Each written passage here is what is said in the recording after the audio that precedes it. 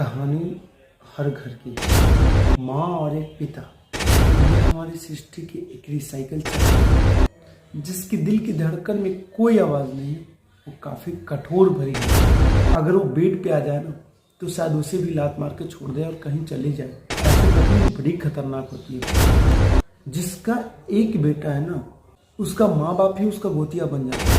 अपनी पत्नी भी बोलते हैं ना कि ऊपर से लिखी हुई जोड़ी होती है। भाई जो आप कर्म करते हैं उसके अनुकूल आपके साथ लोग जुड़ते हैं और वो आपके साथ जुड़ के आई है। जो आपने कर्म में कमा कर लाए अपनी बीवी के अपने साथ में।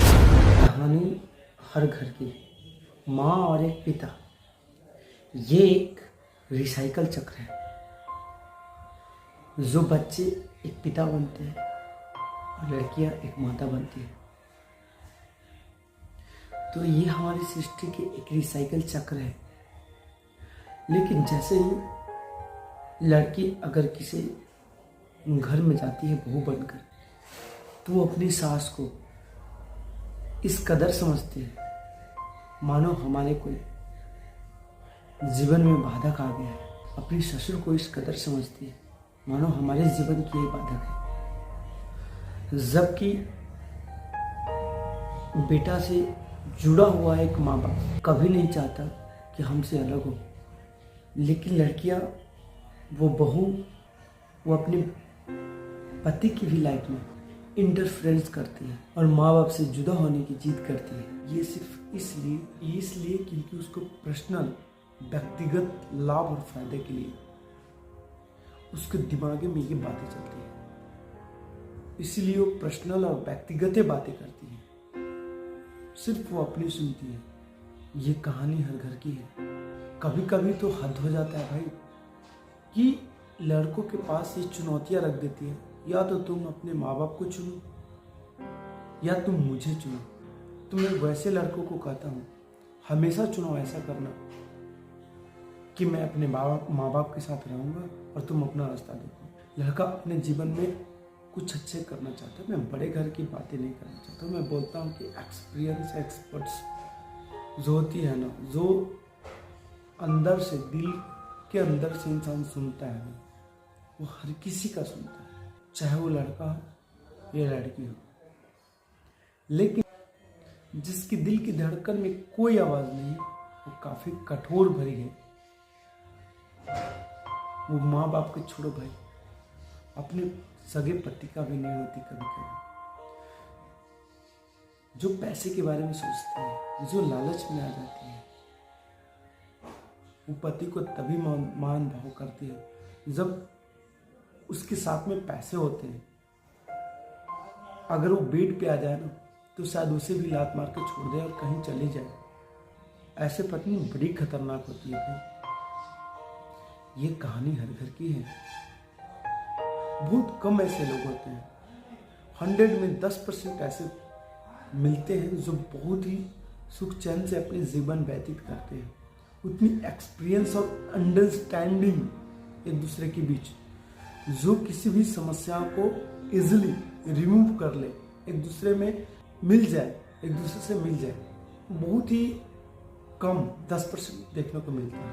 कभी कभी ऐसा होता है कि सास अच्छी नहीं है तो अच्छी है, बट सास की तरफ से प्रॉब्लम आती है। तो इसमें दोनों को अंडरस्टैंडिंग होना बहुत ज़रूरी है, दोनों को समझ होना बहुत ज़रूरी है।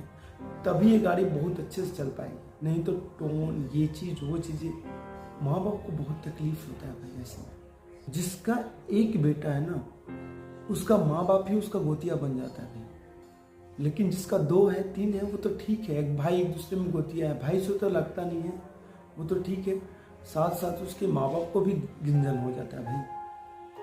इस बात पे हर नारी को विचार करना चाहिए। ज़्यादातर प्रॉब्लम लड़कों में नहीं होती, ज़्यादातर प्रॉब्लम लड़कियों में ही होती है। मैं उनकी बात नहीं कर रहा हूँ जो 10% में आते हैं, मैं उनकी बात कर रहा हूँ जो 90% में आते हैं।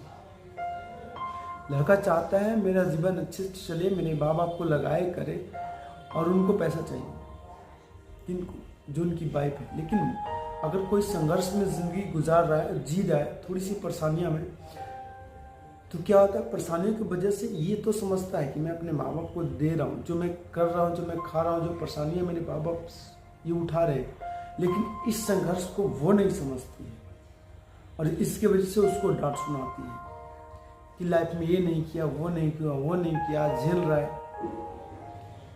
भाई क्या पीछे हुआ छोड़ दो, आगे क्या करनी है इस पे विचार करनी है। ये हमारे लिए सबसे महत्व रखता है कि हमें आगे क्या करना है। अगर हम उस उलझन में रहेंगे कि उसने ये नहीं किया, वो नहीं किया, तो ये उलझन हमें और उलझा के रख देगी। इसीलिए हमेशा हमें अपना फ्यूचर पे ध्यान होना चाहिए, फोकस होना चाहिए। और जब भी जीवन में समस्याएं किसी भी प्रकार का संकट आए, घर में या पैसे की कमी हो या किसी भी चीज़ की दिक्कत हो, तो सबसे पहले धैर्यपूर्वक उस सिचुएशन से लड़ने के लिए सीखना चाहिए। इसी को बोलते हैं एक्सपीरियंस, मैच्योरिटी। लेकिन अगर दोनों में से किसी भी में नहीं है तो ये सक्षम नहीं है अपनी लाइफ को सही तरीके से जीने के लिए। जो अंडरस्टैंडिंग लोग होते हैं ना, समझदार लोग होते हैं, अगर झगड़ा भी हुआ तो उसे बहुत जल्दी सॉर्ट आउट कर लेते हैं। और कई जगह तो हद तक बातें चली जाती है, मार पीट, कहीं तक मर्डर तक हो जाता है भाई। तो ये हर घर की कहानी है और इसको सॉर्ट आउट तभी करेंगे जब हम अपने अंदर की बातें को सुन पाएंगे, जब हम अपने अंदर की बातों को उजागर कर पाएंगे, जब हम उसके अंदर की फीलिंग्स को देख पाएंगे, जब हम एक माता की दृष्टि से हम खुद को सोच पाएंगे, हम एक पिता की दृष्टि से खुद को देख पाएंगे, अपनी दृष्टियों से, अपने फ्यूचर्स को, कि आगे हमारे साथ भी क्या होगा जब मैं माँ बनूंगा और पिता बनूंगा, जब हमारे बेटा इस संघर्ष में होगा, जब हम अपने माँ बाप को अपने इस उम्र के संघर्ष में जब हम ऐसे करेंगे तो हमारे बेटा हमारे उस उम्र के संघर्ष में कैसे करेंगे।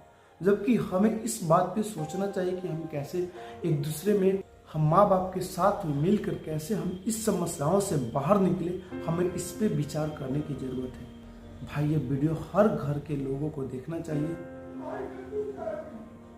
इसे शेयर जरूर करना और नए चैनल पे नए हैं तो इसे सब्सक्राइब करो। मैं हर तरीके का आइडिया और काफ़ी सारी चीज़ें मैं लेकर आता रहूँगा। दोस्तों जीवन ये परेशानी नहीं है, जीवन एक बहुत बड़ी सुखमय है। बोलते हैं ना कि जीवन को जैसा दृष्टि से तुम देखोगे वैसा तुम्हारा जीवन ही नजर आएगा, वैसा ये जीवन सुखमय होगा। ये सुख और दुख कभी कभी हमारे अंदर तय होती है।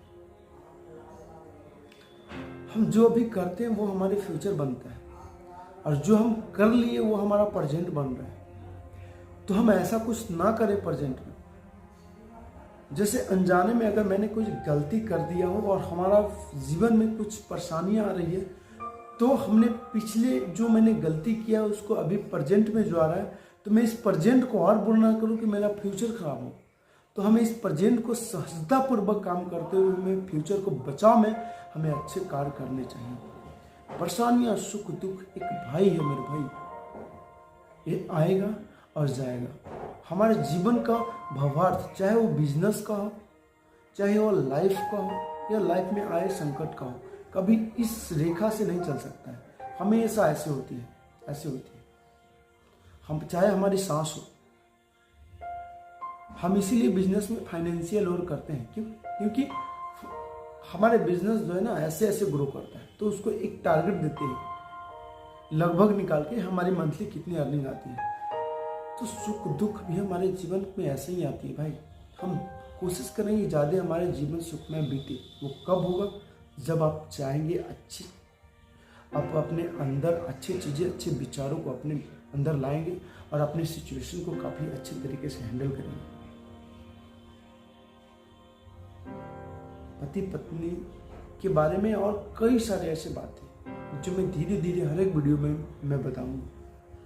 रिलेशनशिप टूटने का वजह क्या होता है, एक दूसरे में ज़्यादातर तनाव होने का कारण क्या होता है, कई सारे प्राकृतिक कारणें होती हैं जिसकी वजह से हम दोनों मिलते हैं लेकिन बिछड़ जाते हैं। जैसे मैंने बोला फ्यूचर्स एक दूसरे की, जैसे कोई ज़रूरी नहीं, ये जो हमारे बॉडी है ना कई कर्म करके आते हैं। तो हो सकता है इस जन्म में हमें भुगतना हो। कई विधि से हमें मिलना पड़ता है इस प्राकृतिक में। पति पत्नी भी बोलते हैं ना कि ऊपर से लिखी हुई जोड़ी होती है। भाई जो आप कर्म करते हैं उसके अनुकूल आपके साथ लोग जुड़ते हैं, और वो आपके साथ जुड़ के आई है जो आपने कर्म में कमा कर लाए हो अपनी बीवी के अपने साथ में। तो हर चीज़ों पे मैं बात करूँगा, इसलिए मैं कहूँगा हमेशा सहजता से और ईमानदारी से अपने जीवन में रहें, और जो भी बनाए खाएं हमेशा अपने जीवन में खुशी में रहें, और हमेशा अपने जीवन में जो हो सके अच्छाई करें, और हो सके तो हेल्प करें एक दूसरे को, गलत ना करें, जहाँ तक हो सके हेल्प करें, और हैप्पीनेस रहें,